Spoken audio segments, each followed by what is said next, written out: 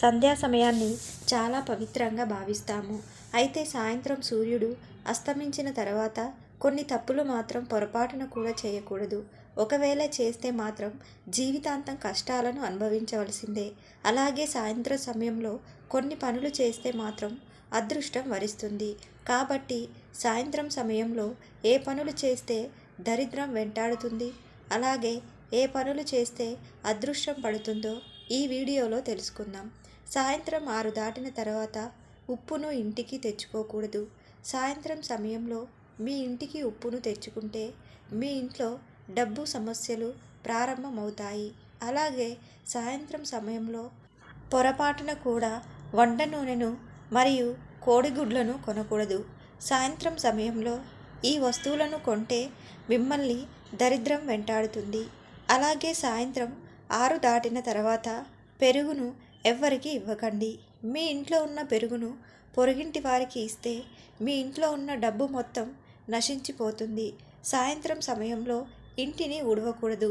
ఇలా చేయడం వల్ల లక్ష్మీదేవి ఆగ్రహానికి గురవుతుంది.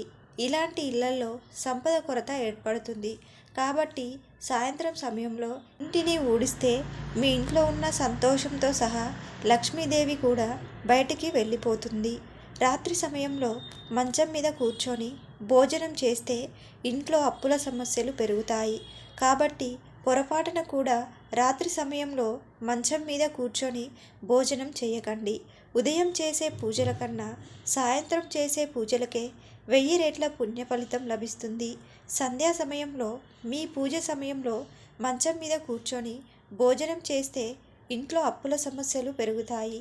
కాబట్టి పొరపాటున కూడా రాత్రి సమయంలో మంచం మీద కూర్చొని భోజనం చేయకండి. ఉదయం చేసే పూజల కన్నా సాయంత్రం చేసే పూజలకే 1000 రెట్ల పుణ్య ఫలితం లభిస్తుంది. సాయంత్ర సమయంలో ముక్కోటి దేవతలు సంచరిస్తూ ఉంటారు. కాబట్టి సాయంత్రం 6 దాటిన తర్వాత జుట్టు కత్తిరించడం, గోర్లు కత్తిరించడం చేయకూడదు. అలాగే ఇంట్లో ఉన్న చెత్తను బయట పడేయరాదు. సాయంత్రం ఎవరికి డబ్బులు ఇవ్వకూడదు. సూర్యాస్తమయం తర్వాత ఎవరికైనా డబ్బులు ఇస్తే అవి మీ దగ్గరికి తిరిగి రావు. అలాగే సూర్యాస్తమయం తర్వాత చెట్ల ఆకులను తుంచకూడదు. అలాగే తులసి చెట్టును తాకకూడదు. సాయంత్రం సమయంలో తులసి మొక్కను ముట్టుకుంటే లేనిపోని సమస్యలు కొని తెచ్చుకున్నవారవుతారు. సాయంత్రం సమయంలో పొరపాటున కూడా ఇంట్లో నిద్రపోకూడదు. దీనివల్ల మీ ఇల్లు పేదరికంతో నిండిపోతుంది. దరిద్ర దేవత మీ ఇంట్లోకి అడుగు పెడుతుంది. ప్రతి శుక్రవారం సాయంత్రం సమయంలో యాలకులు మరియు కర్పూరాన్ని కాల్చి ఆ పొగతో లక్ష్మీదేవికి హారతి ఇచ్చి మీ మనసులో ఏది కోరుకున్నా సరే అది వెంటనే నెరవేరుతుంది. యాలకులకు సంపదను ఆకర్షించే శక్తి ఉంటుంది. కాబట్టి ప్రతి సోమవారం రోజున సాయంత్రం సమయంలో ఒక 5 యాలకులను తీసుకొని వాటిని బీరువాలో ఉంచాలి. ఇలా 3 సోమవారాలు చేయండి. మీ ఇంట్లోకి డబ్బు వరదలాగా వస్తుంది. ఇంటి ఆదాయం బాగా పెరుగుతుంది. మన పురాణాల ప్రకారం తదాస్తు దేవతలు నిజంగానే ఉంటారు. ప్రతిరోజు సాయంత్రం సమయంలో భూమిపైన ప్రయాణిస్తూ ఉంటారట. ముఖ్యంగా ఈ తదాస్తు దేవతలు సాయంత్రం సమయంలో 6 గంటల నుండి 7 గంటల మధ్యలో భూమిపైకి సంచరిస్తూ ఉంటారట.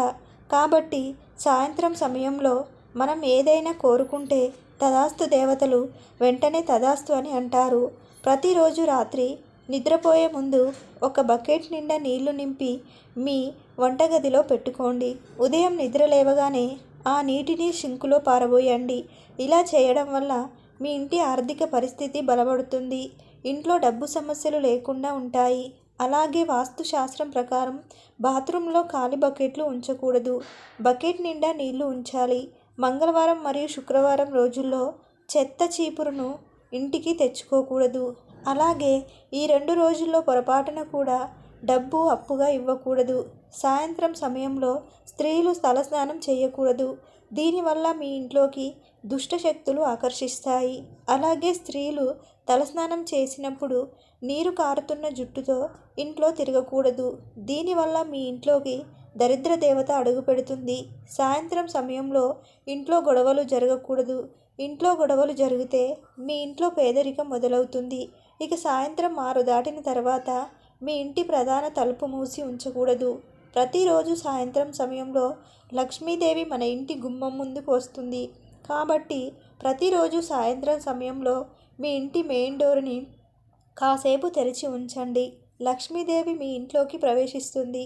అలాగే సూర్యాస్తమయం తర్వాత బట్టలను ఉతకకూడదు. ఇది మీ ఇంటికి కీడును కలిగిస్తుంది, దురదృష్టాన్ని ఎదుర్కోవలసి ఉంటుంది. మీ ఇల్లు చీకటిగా ఉండకూడదు. ఇల్లు చీకటిగా ఉంటే మీ ఇంట్లో దరిద్ర దేవత దిష్ట వేసుకొని కూర్చుంటుంది.